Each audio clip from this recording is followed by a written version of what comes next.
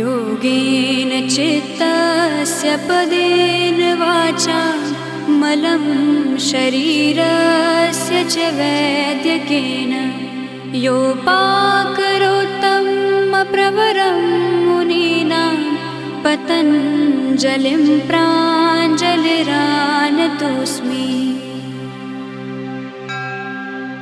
योगेन चित्तस्य पदेन वाचा मलं शरीरस्य च वैद्यकेन योपाकरोत्तं प्रवरं मुनीनां पतञ्जलिं प्राञ्जलिरानतोऽस्मि।